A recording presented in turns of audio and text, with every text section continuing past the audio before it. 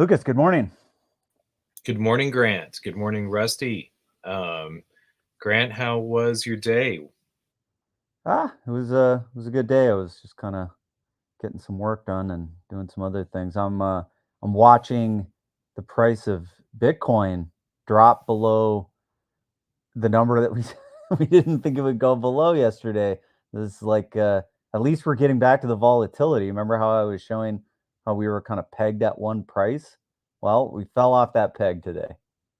Well, I don't know if you, because right whenever you sent the link for the show, I logged on to X to get the link into so we could start the show. But the first thing that popped up in my feed was that the bank, the Industrial and Commercial Bank of China, has endorsed Bitcoin over gold for reserves. Wow. Did you see that? I added you and Aleph in that. Um, so sounds like the United States, whatever commercial bank, import export bank. I'm not sure. I haven't really heard of the ICBC, um, but that Bitcoin is being opted for over commercial banks is bullish. What do you think? Well, I think we got to figure out how to start sharing links on this besides just like pulling up stuff in the live stream. So I wonder if that actually worked. So let's see if we can figure out how this actually works. Well, I shared it. I'm not sure. I'll have to do a little bit more experimentation, but that's pretty crazy. I mean, I'm just kind of taking a look at it first right now. Yeah, pretty neat. ICBC. That is banks starting to endorse Bitcoin.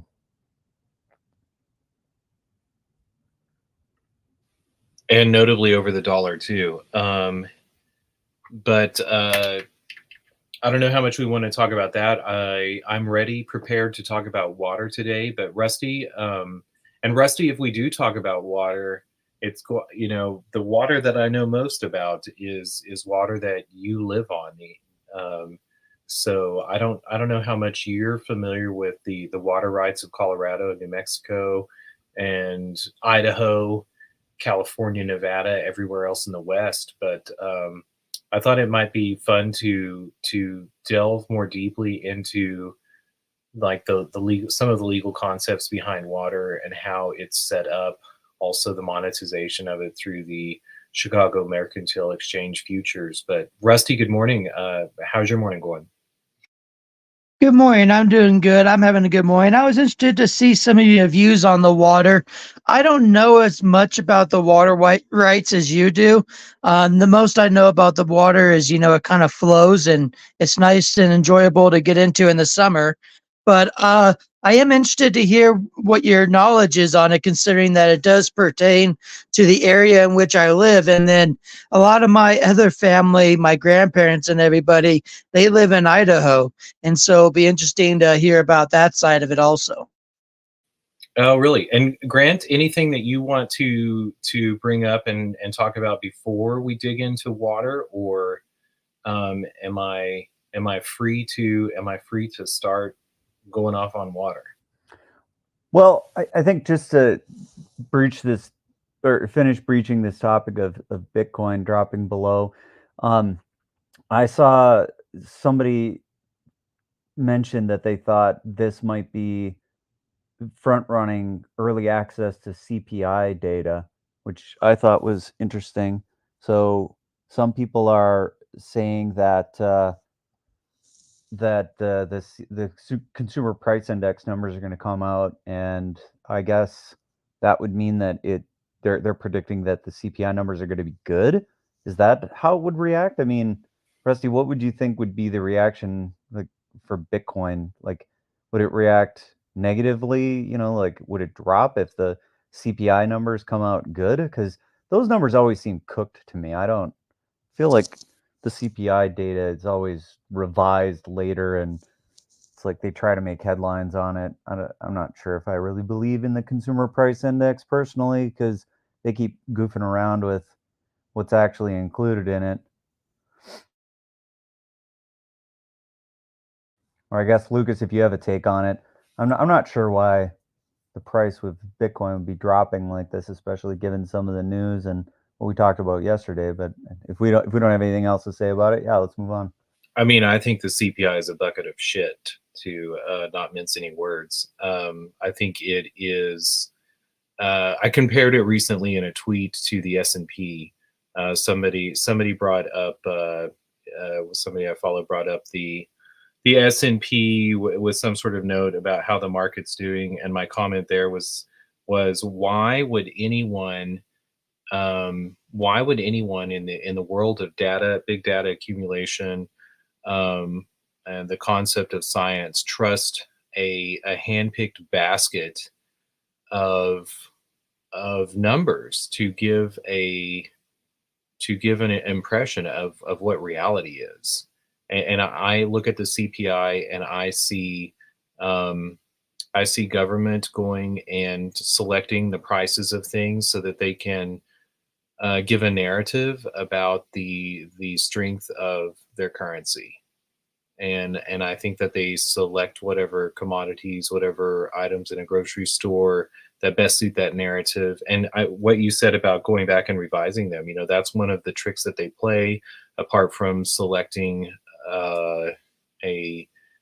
what we have in a world of typewriters and slide rules, maybe it made sense to go and pick milk and butter and eggs and the things that everybody was buying. But now we have access to like real live prices. I don't understand why it's not understood in total. And I think that the reason I think also when those commodities were largely produced locally, that also made a lot of sense. Because I mean, if you think about butter, milk, eggs, I mean that didn't used to get shipped around the country. It was like you had small family farms that were producing a lot of that stuff, and it was being exchanged locally. Now, I don't know, you've got factory egg producing that happens in centralized place and then distributes out to a wide variety of places via trucks.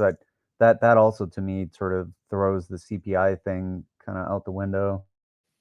the Federal Reserve, a private bank that we claim is part of government or a public bank, also came to us in the time of the progressive movement of the mid to late 1800s. And the progressive movement was a reaction to railroads. So it's interesting that you mentioned like the difference between local commodity prices and an era that we relied on that sort of notion. So you can see, looking back into the history of I don't know, creating these narratives, going around to people who had lived in a certain way and saying, oh no, this institution is the arbiter of truth, was also after railroads had gone around and reset the prices of commodities in America.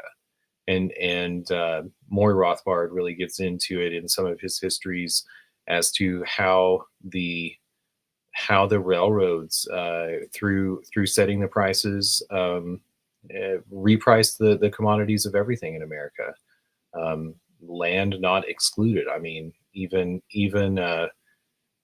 those railroads were also given so many sections of land for every mile of track that they laid. So it was one of the great early land grabs in the West too, which also is maybe an interesting backdrop to fill into our concept of the difference between the political structure of lands east of the Mississippi as opposed to those west of the Mississippi. Those west of the Mississippi came also after the innovation of railroads, and even before railroads, like the notions of national banking were the first national bank was to dig the Erie Canal and also to implement large public works projects like railroads.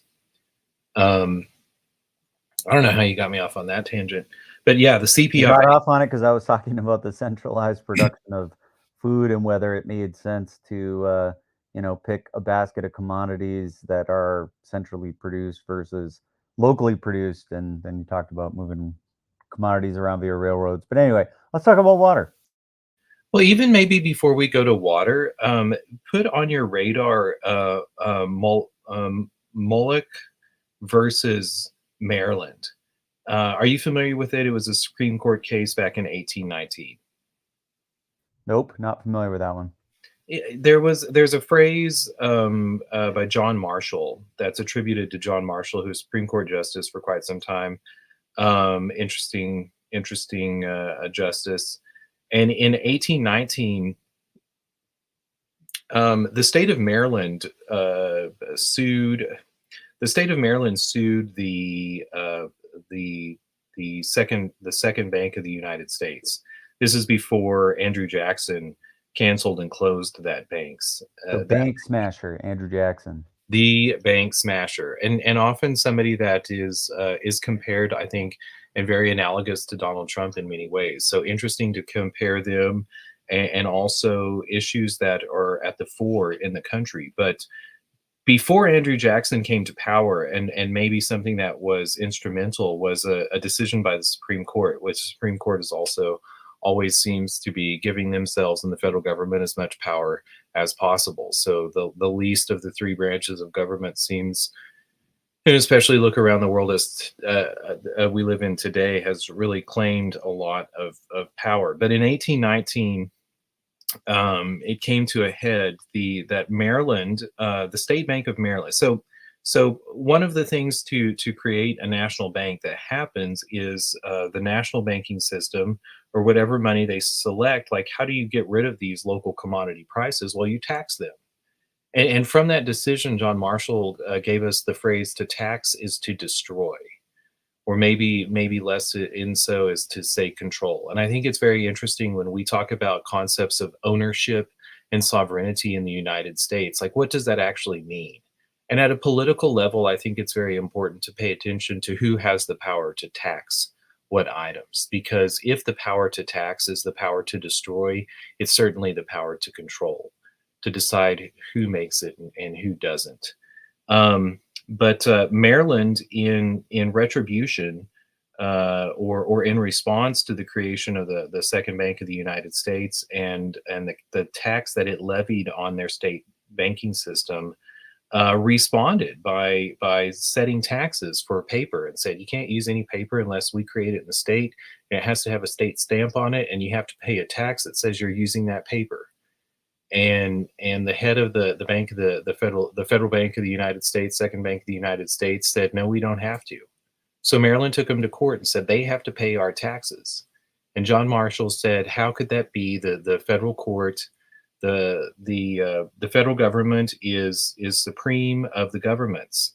And the argument laid by the state of Maryland was, sure, it's supreme in its jurisdiction. And its jurisdiction and powers are enumerated in Congress, and they do not include banking. But I don't know. So an interesting argument, and one that I don't think. I think one that actually crypto, and shared ledgers, shared value systems, or shared records of value systems and contracts brings back into our question of how is America to be set up. So I'll pause. Any thoughts about McCulloch versus Maryland before we move on? Nope. History lesson's interesting. I'm kind of listening and learning some stuff and taking notes on some stuff I want to look up later, but keep going. Well, so let's go to water, because water is also very interesting, especially when you begin to think about like the jurisdictions of governments, the sovereignty of states, and what they actually had control of. Water gets to be a very interesting issue because water flows from state to state. Rusty, so you live in Colorado. Were you living in Colorado whenever it was the rage of the state, after the Taxpayers' Bill of Rights, and before the legalization of marijuana in Colorado? Remember the fight over whether one could collect rainwater off your roof in a barrel? Now that is interesting because I think there are actually a lot of places where they say that you're not allowed to collect rainwater.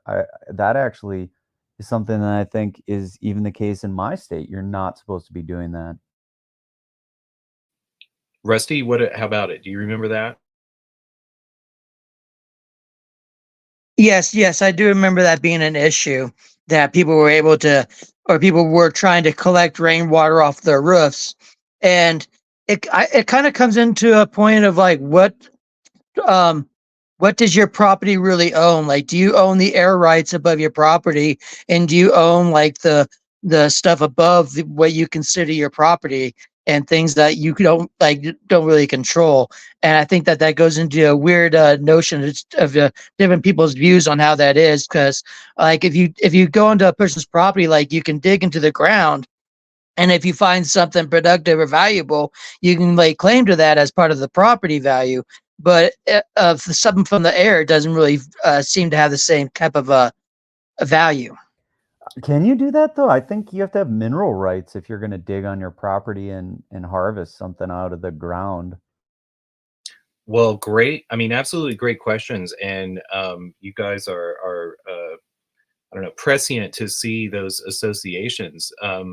Grant, if you go back to, so Colorado is a different state, and also a place that for which many laws in America, many concepts are formed. Why was it done so? Because again, going back to the creation of different states, they are not created equally or historically the same. There were colonies that formed an agreement, and some of those colonies bought land from other sovereign states that possibly they didn't own, like France. Think of the Louisiana Purchase. That's where we get Colorado, or at least down to the Arkansas River in Colorado.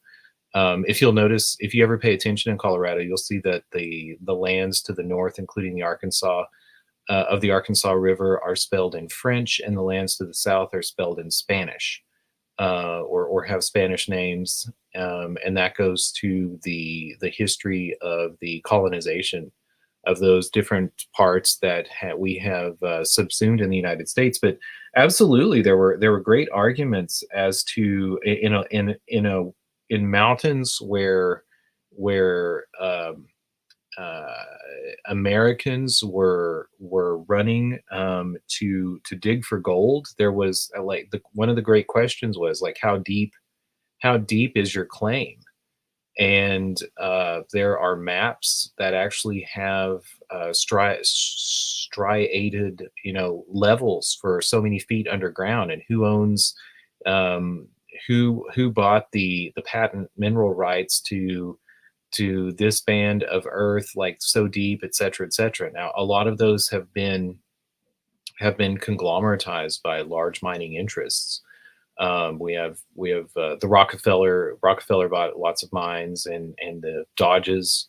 We have the Phelps Dodge Mining Syndicate today, and so we don't think a lot about that, but that was a great for lawyers who wanted to go to Colorado. There were endless were the arguments as to how deep and how high one could own land. I think it's also very important to like break apart what we mean when we say own land. Again, do you own something? What does own mean? Own is merely French for again, going back to say like the Norman conquest of England.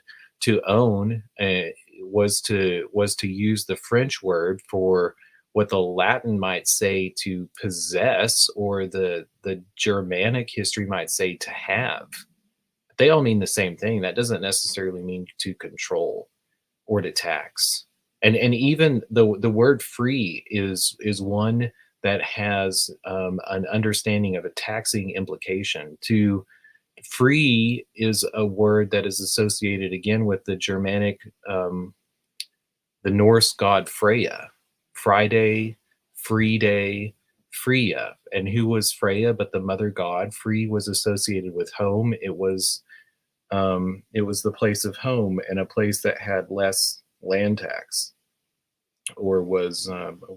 It's also interesting to go back, because freedom is now equated with liberty, but at the establishment of the United States, and whenever there were these fights over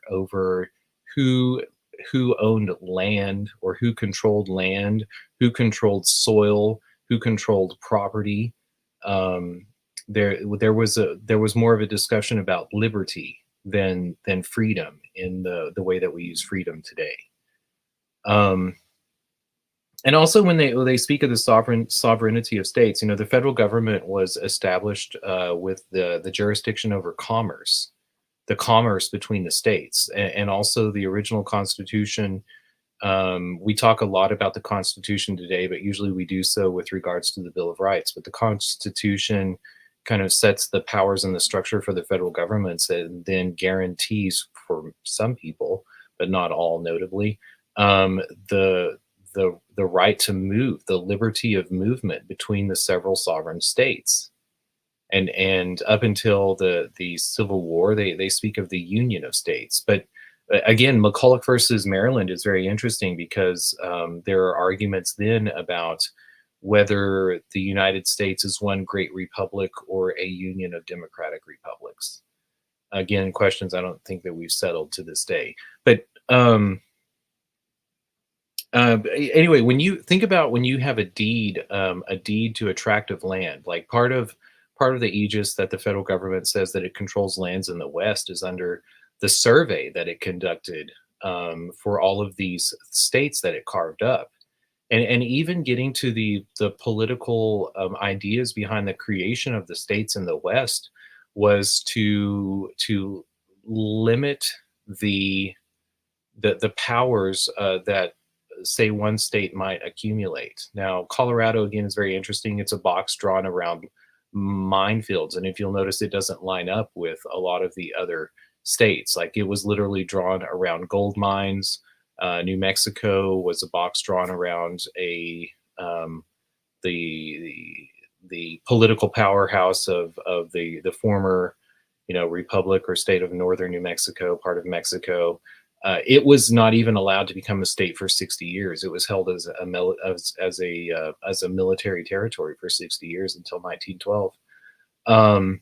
But the other states, when they are drawing them up, they're actually talking about drawing state lines between the watersheds, and intentionally not following the watersheds or the rivers, so as to bind the sovereignty of the states to the concept of the federal government. So that's why I think water gets so very interesting, because it's water moves across state lines, and when state lines are not drawn analogous to watersheds, or countries' lines are not drawn analogous to watersheds, then something must be shared. Anyway, going back to property, when you have a deed of land, we talk about property rights, but you notice we don't necessarily talk about land rights so much. And when you go to the county to pay your taxes, if you start digging into your bill, you'll notice that you're assessed a land tax and a property tax. And when it comes to property, or even like what a deed conveys for a tract of surveyed land, it conveys a certain number of rights. That right might include the right to place property. It might include rights to water. It might include rights to minerals, but we can sever those mineral and water rights and sell them on another exchange. So I see you brought up the Colorado River Compact. I think that's very interesting, because there was this notion of sovereignty between these states in the West until they became so filled with people, or began using so much water that there had to be a political agreement between the different states that sat on a watershed. So the Colorado River Compact, I believe it was a meeting held in 1922 in Santa Fe, and the states, including Mexico, got together to talk about how much water was to be held in the Colorado River. And that also speaks to how the rights on the Colorado or the rivers in the West were divvied up. Whenever it were pioneers heading west to some notion of an unsettled country, it was who sticks a pipe in the river first. And that pipe, for every inch of diameter, was that's a water right. And they sent somebody around to record the dates at which somebody got there to put a pipe in the river, and that gave the seniority of the right to draw. So in a wet year, you can have tons of water coming down, say the Gunnison River or the Cache La Poudre. Like this first became an issue on the Cache La Poudre in northeastern Colorado, where today we have Fort Collins and Greeley. And Fort Collins had so many pipes in the river that there came a dry year, and Greeley, further downriver, had no water. And all was well and good, except Greeley had more people. And so they sent a crowd of angry farmers up the Cache La Poudre to rip those pipes out of the river so that the upstream users would not be stealing their water. And So, that so what was the resolution of that? Did they rip the pipes out of the water, or that was kind of like a local battle? Because I know that there have been a lot of skirmishes that have happened that aren't outright wars that have happened in the United States, but there have been definite like battles and skirmishes that have occurred in the United States over various little regional uh, disagreements. Did it come to blows, or is there something we can look up that we can throw on the screen? Because this is pretty interesting. well, there's a lot that we could look up, like the litany. If you go to every county and watershed in Colorado and look up the history of murders, you're going to find like maybe there were miners would fight over gold, but more so, especially as the gold rush of 1849, 1850, as that subsided, the fights over water continue to this day. I mean, in in um, Dolores County, next to Los Animas County, where Rusty is, or on the Los Animas River. There's a special sheriff, and most water. There are 5 water districts in Colorado, and there are different sub districts in there, and they have their own sheriff to go settle water fights, because the fights between water users are. I mean, my grandparents grew up um, on the Arkansas River, and the dirtiest thing that you could say of anyone was that they were stealing water. And oh yeah, my great uncle. How would that derogatory comment, or that f- how would that go down? You dirty water stealing. It, It it, just it comes with a lot of grumbling, and like John Collins steals water. Because even like as the you also have this concept of surface rights versus ground rights. Before we have like a drill bit that drills down in the ground. Thanks, Howard Hughes. That's where Howard Hughes made all of his money.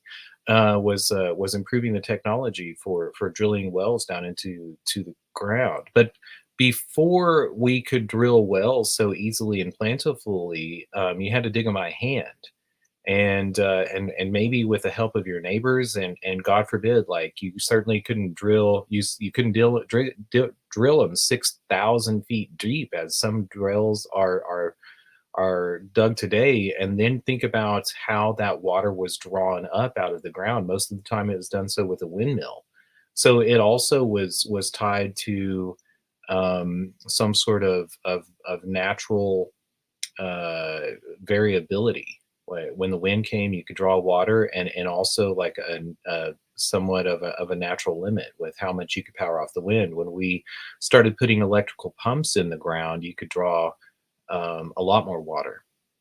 But how is that? How does that? You asked like what happened in after the fight in Greeley. Well, like, Colorado established this concept of first in time, first in right, and depending on how much water is in the watershed, and later they would add to that notion how much water is existing in the aquifer underground as more wells were drilled into the aquifers that are below the ground.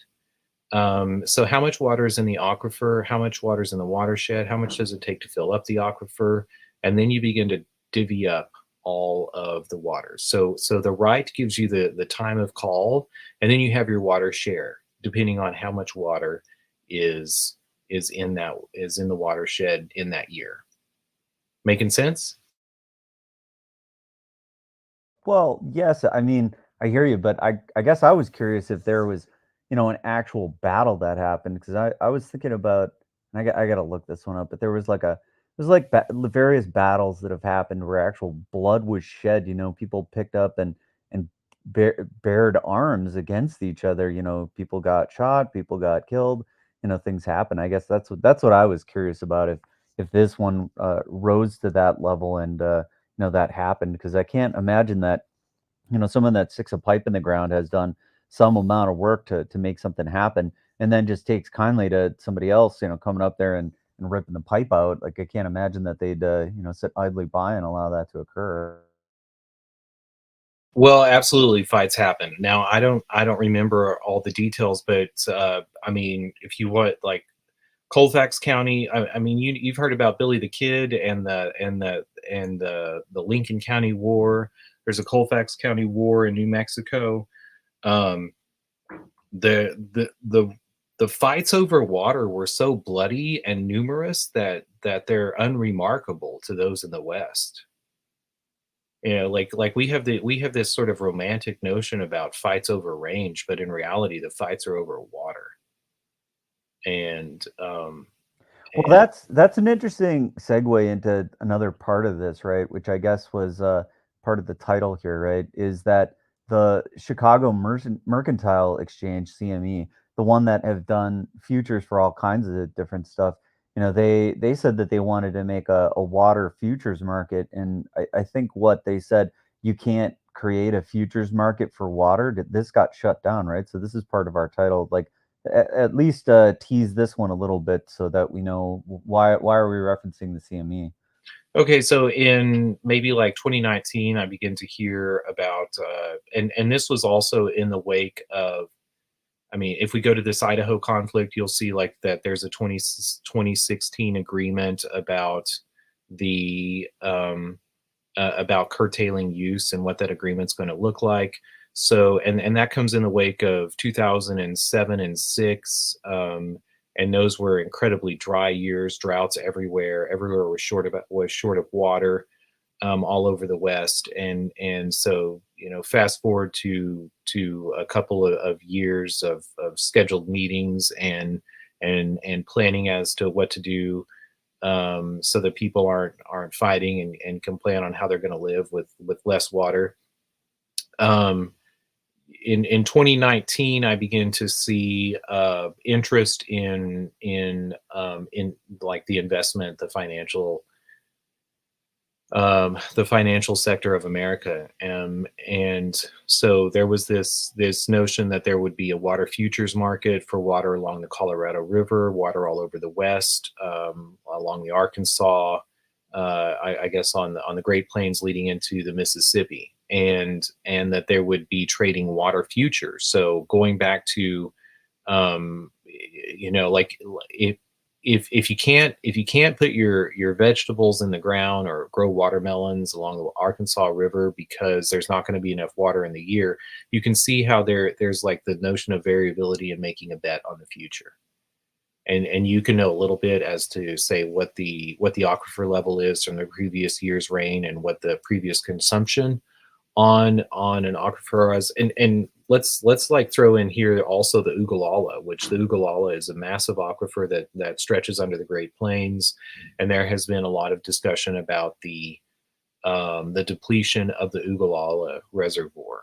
um, if you get down into Texas, have you ever heard the T Boone Pickens? Is that a name you're familiar with? Definitely.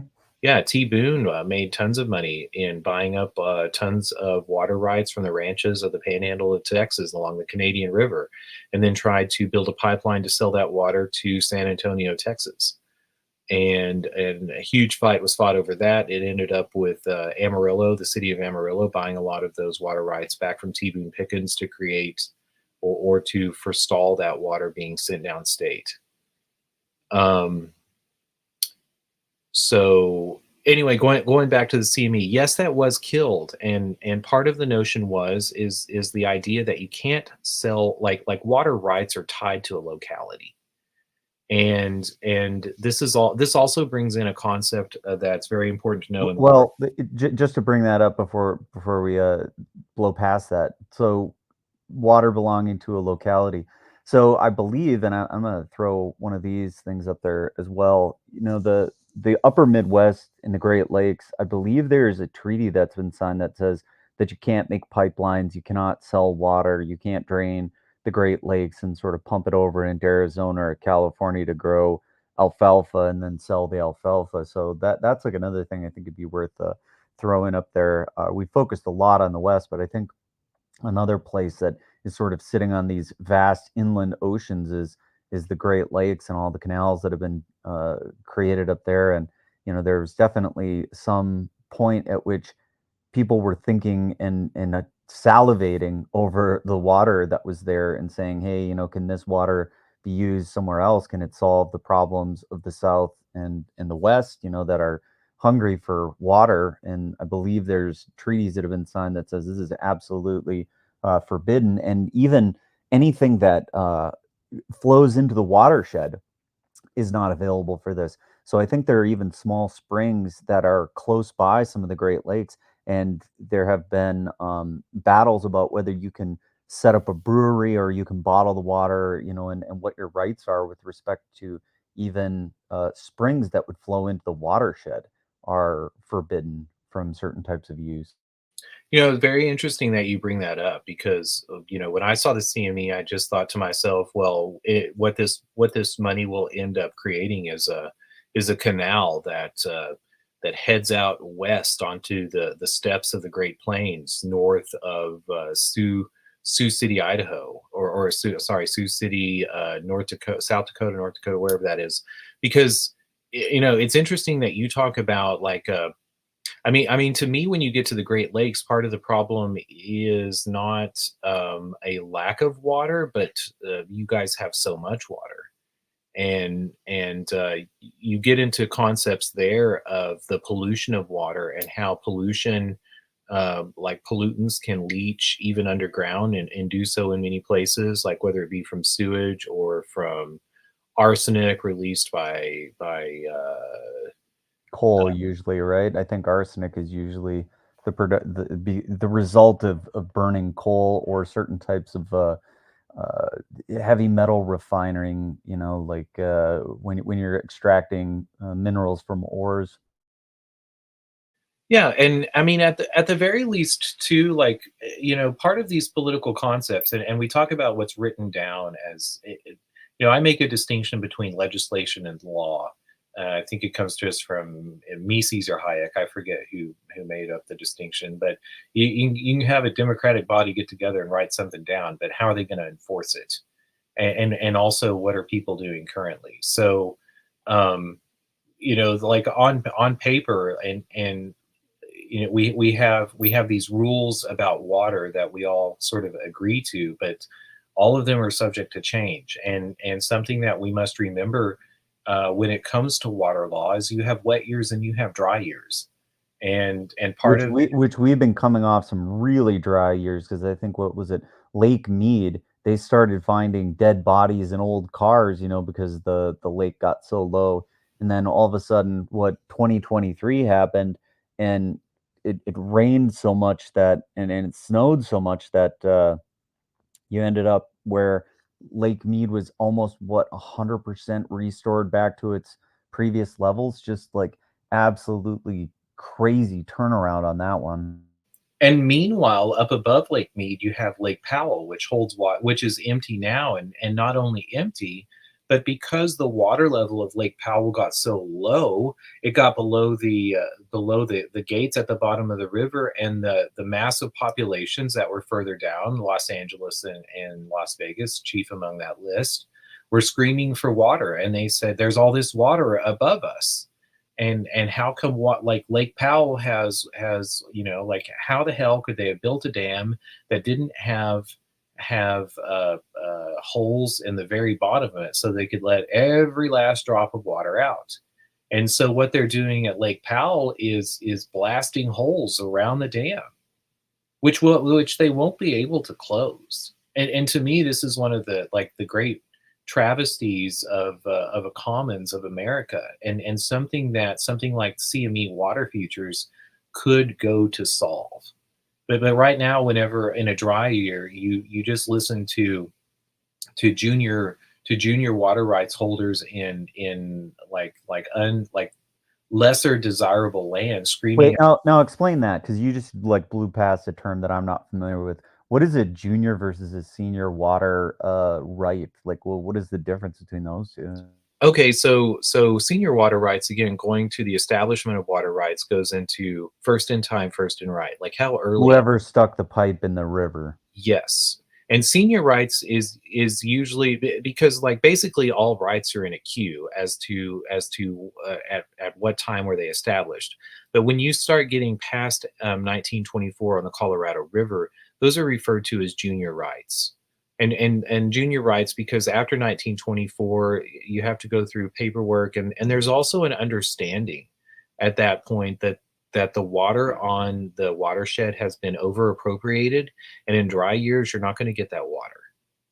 And not only that, usually junior rights are wells that are dug down into the ground. Like the number of wells has just exploded. I mean even. And there's no real way to police how much water is being pulled out of a well, right? I mean, this goes to something that you've that you've talked to me about, not in this particular discussion, but like in times past, that there ought to be ways to determine how much you have a right to draw, and somehow, and this also being part of our title for our topic here today is having some sort of a blockchain token that would represent the right to draw, and then having that be tracked in some meaningful way. Absolutely. And I think part of what is crucial is to begin to stop this concept of locality of water. That there are also different classes of water in water law. There's agriculture, commercial, residential, and recreational, and also ecological. So, and weirdly enough, you can sell commercial water up and down the river. So if you're a mine, if you're a great mining interest that owns, like thousands, millions of acre feet of water up in Colorado, you can turn around and sell it to, say, Los Angeles, and you could put it in the Colorado River, and then they can wait for that water to wash down the river and draw it out whenever it gets closer to them. But you can't do that with residential or agricultural water. How very interesting is that?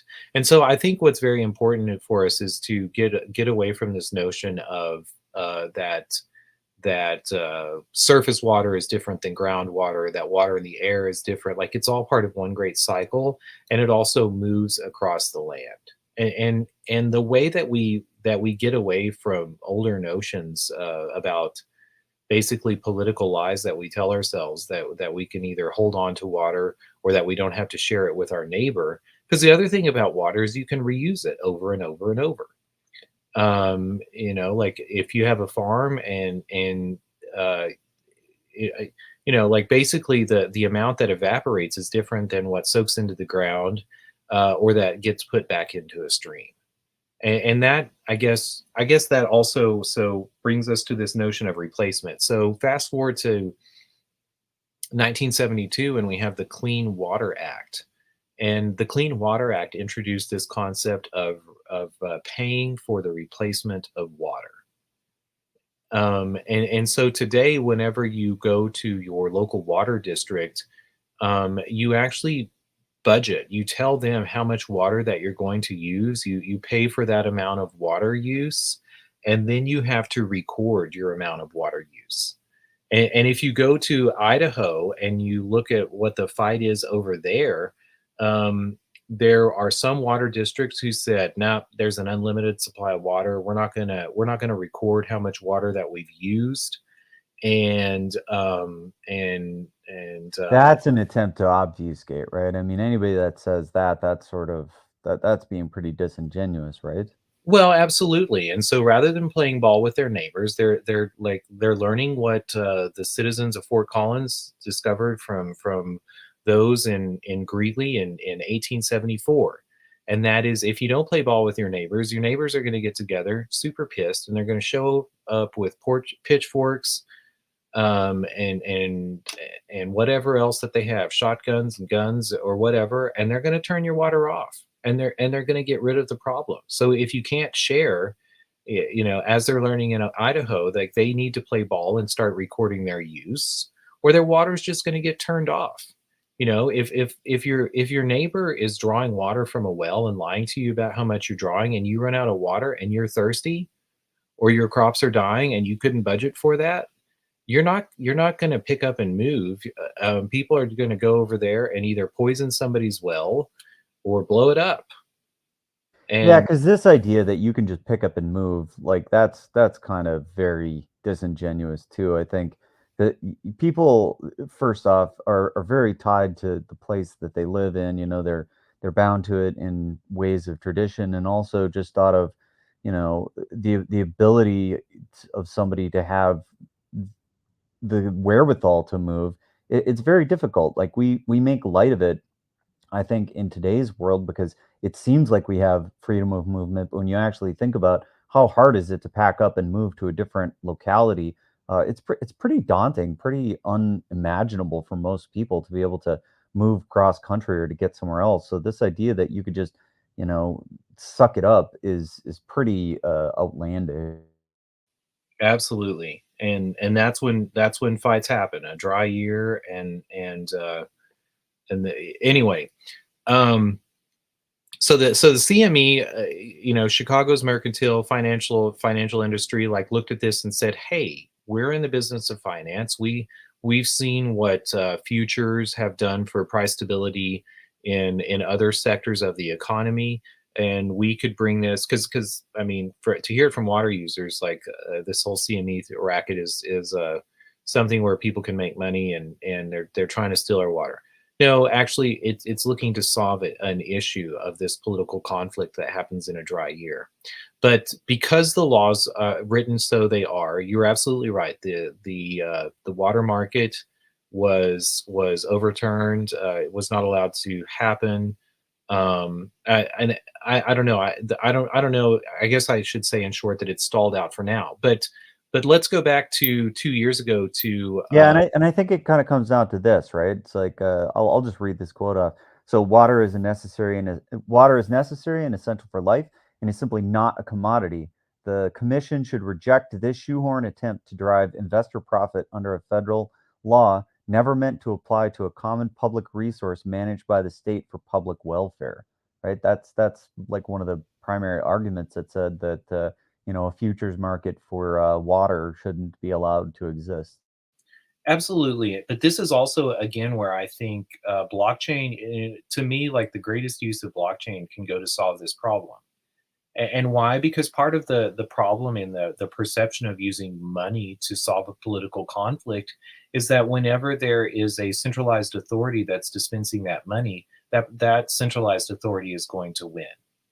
But when you can take the concept of blockchain and decentralized monies that are held together in a shared contract, um, that is permissionless and secure, And then publicly auditable. I think that's one of the things that really got me when I heard you start talking about this, because it's that auditability. When you can start seeing, okay, this amount was allocated to these parties, and these parties are the ones that are in control of these particular, water rights, and this is all on a public ledger. Now it becomes very obvious, like, who's using the water. Now it sort of hinges on the point of, can you actually monitor it, right? Because you've got to be able to reconcile it. And I think that that speaks to one of the things that we had discussed even earlier in the show, which was, okay, if you've got somebody that has a well and they're just pumping like there's no tomorrow, how do you really know how much water is being pumped out?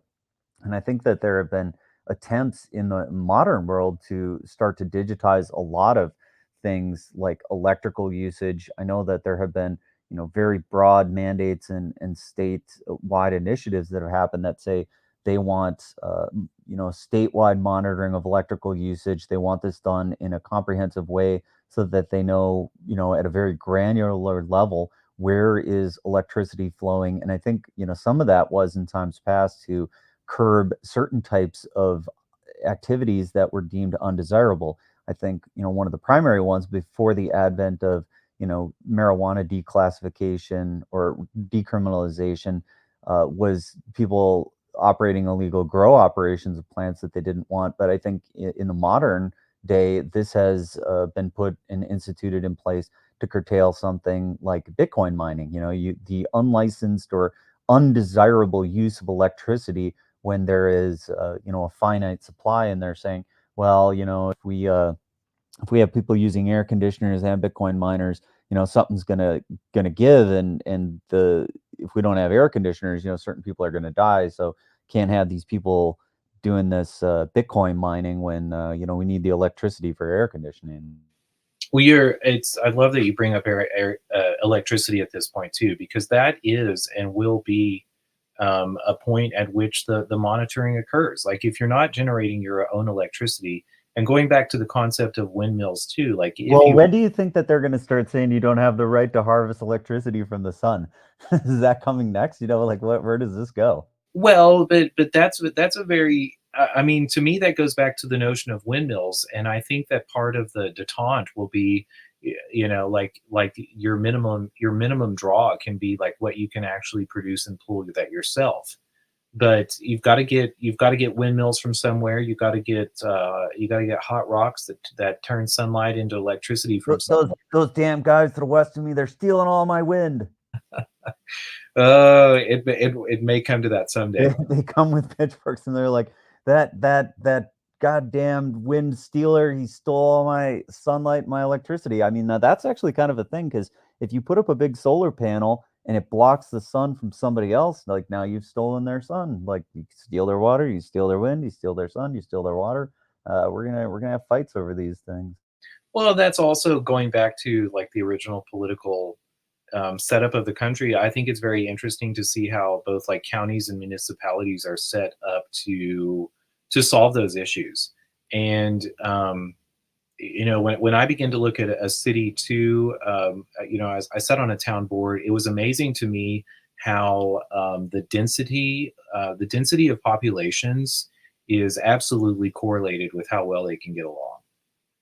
If you have a housing if you have a section of your town that has less than quarter acre lots, and one with third acre lots and one with 3 acre lots, the people that are going to get along the best are those with like, well, it can depend, but the tighter people are packed in together, the more these issues like come to a head. So Reminds me of that old adage, great fences make great neighbors. I guess also, I guess we got to extend that and say, decent division and spaces make great neighbors. I think Chia ought to say like great blockchains make good neighbors. Because in part of it it's and this is also maybe like getting over into a conversation about CBDCs, because again, like there's a very negative line here, and we don't want it to be central, but you do want an accurate accounting of what your neighbor is up to with regards to the things that you share. And this is also where I come up with the line that sovereignty isn't something that you take for yourself, it's something that you give to your neighbor. And I think that again, it's going to be very important to have permissionless peer-to-peer like blockchains, public ledgers that establish and record the actions and the reality that has occurred. So I don't know. That's I agree. I think it's the thing that I think miss in all of the shit coining and meme coining and whatever that happens on various different blockchains, is that one of the big things that a permissionless peer-to-peer public ledger allows you to do is audit what is happening, right? And we see this a lot when you start to sleuth out some of the bad actors that exist, right? Is that you'll say, hey, look, the money flowed from here to here to here, and then it went to this. And so I think this is why, there is sometimes this pushback on, well, we shouldn't have mixers and things like this, because then that destroys some of that auditability. Because once you have a mixer, then you can throw coins into something and then they get all spun, and then it's really hard to sleuth out what's going on. So I really think that there needs to be certain types of blockchains which allow for this extreme auditability, and there I think it would be appropriate to say you shouldn't have privacy, there shouldn't be mixers. And I'm not saying that as a general course, but like for something like the government, I don't think that there should ever be a place where government spending isn't 100% transparent and auditable. This idea that we have in the federal government where, well, we went and tried to reconcile the books and we don't know where all that money went. We have no idea where the billions of dollars that went into the defense budget. It's just missing. Like we can't figure out what happened to it.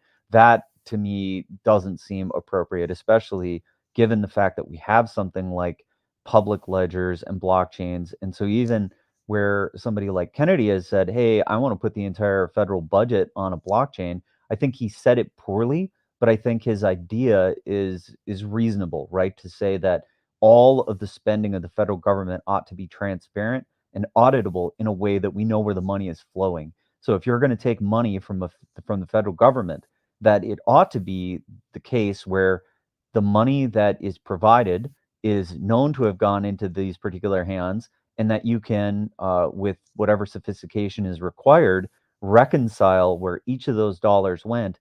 And if there is grift and crime and things that are happening, that we would be able to shine a light on that, by using these techniques. And so that's where I'm a strong privacy advocate when it comes at a personal level, but when it comes to large entities that are ostensibly operating at the public good, they should not be allowed to lose track of funds that have been entrusted to them. And in fact, they ought to be able to give an account of where every one of those dollars has gone, because otherwise, they shouldn't even be taking that money if they can't be responsible for it. I totally agree too. And speaking of mixers and that ability, like this is also something why I'm so very interested in, concepts of atomic swaps and say like what BLS signatures bring to Chia with regards to like having three parties verify that something is real before a token can be sent to me is incredibly powerful. Because when you have, I mean, look at how we established the governments of the federal government and the states with three different parties that check on each other. So we should remember that verification that was built into our government and include that as we set up the data that enters the public ledgers. So we are rolling in on the end of the hour.